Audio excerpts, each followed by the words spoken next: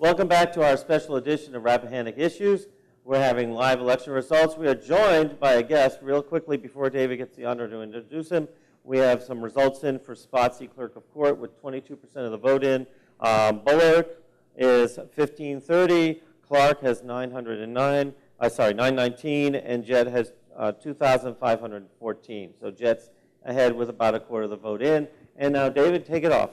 We have a special guest with us tonight, a former editor with the Freelance Star, a active journalist, and a teacher at Mary Washington University in journalism, Dick Hammerstrom. And Dick's been with us before, offering us insights on the election and helping us with our political reporting. Dick, you've got some thoughts on tonight's elections, both local and broader, and pretty much I'd like to turn it over to you. Okay, I think that one of the most interesting local races is going to be in Spotsylvania County for the Cortland District, with incumbent David Ross being challenged by Mr. Kingman, who also claims to be a Republican. And what's interesting about it is the issue, to some, is baseball. Mr. Ross was one of the leaders opposing Spotsylvania County building a baseball stadium and financing it publicly. And Mr. Kingman was one of those in favor of the county financing the baseball stadium. Of course, Mr. Ross's group prevailed on that issue, and at this point, they're not. I don't know if the board will change at some time in the future where they will have enough votes to build a stadium, or whether the people are interested in bringing baseball there. But that's one of the interesting aspects of that. The other aspect was a story in today's Freelance Star about that race. It seems that Mr. Ross got the nomination to run for re-election, and Mr. Kingman did not.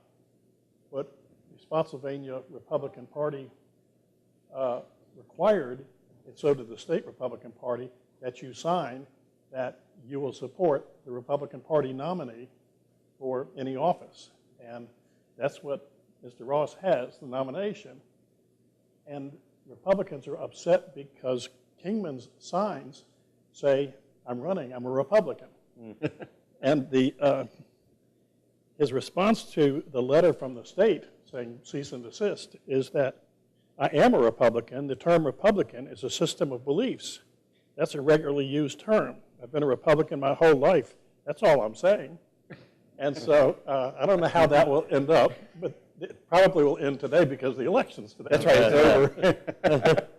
Well, now you had it's the 17th district, right? Yes, right. Reeves and Galloway. Mr.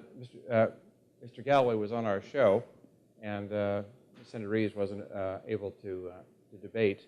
But you had some observations about that and where that may be leading, because many are expecting that Reeves will win tonight, and you think that there's some statewide interest there. Yes, mainly one of the reasons, but there are several reasons. Galloway was not the first candidate against him. A school teacher named Tracy Dippert, I think her name was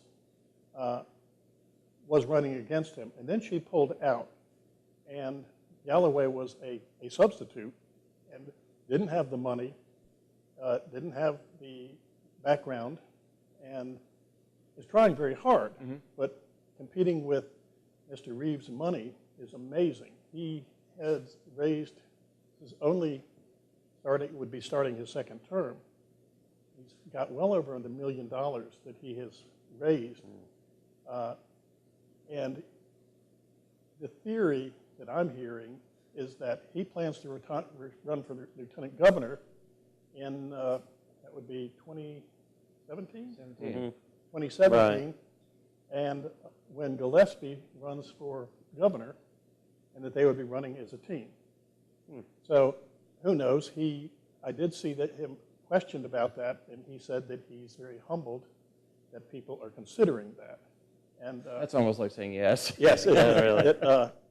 So that could be in the future, but he should win handily tonight. Well, the district. I was rather surprised when he didn't take your offer to debate here or the offer that Mary Washington Right. offered him, because last year, or 4 years ago, when he ran against Ed Houck, as we know, was a 28-year incumbent, his debating, I thought, was very good and effective against Houck. I was one of the panelists at the one at University of Mary Washington, and I thought he did a very good job for someone running for the first time against an experienced legislator. Can I ask your opinion, just shifting gears here a bit? We have 2 House of Delegate seats that are, one is certainly in play. One is at least a spirited contest. The second and the 28th. The second between Dudenhofer. Thank you. I needed that. And Howell and Hilliard in the 28th. Anything you'd like to say about those? I think that King, who's running against Dudenhofer, it's got a tough time. It's his first time running for public office. Dudenhofer has name recognition around here from being on the Board of Supervisors and an earlier term in the General Assembly. He also has a lot more money. I noticed today that his cash on hand, even now, is $341,000. So On election day. he's doing very well. And I would think it's reasonable to expect him to be victorious there.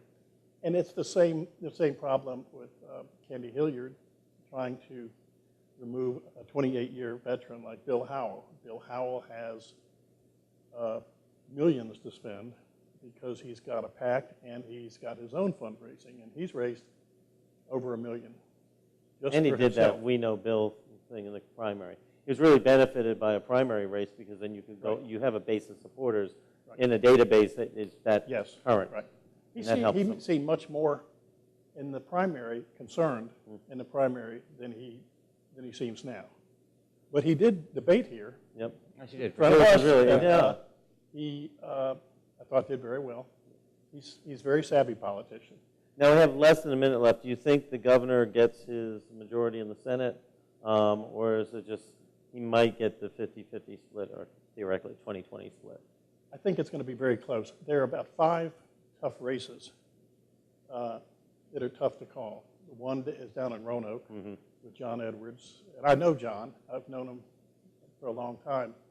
And some of the other ones, there's one up in Loudoun County, down near Richmond, where Watkins retired, and there are 2 newcomers running there. A lot of these are too close to call, I think. Well, and a lot of things are too close to call, including the fact that we have to take a break. We hope you come back for some more live coverage, and we thank Dick Hammerstrong for being on here tonight. Thank you. It's always a pleasure, Dick. Thank you very much. David?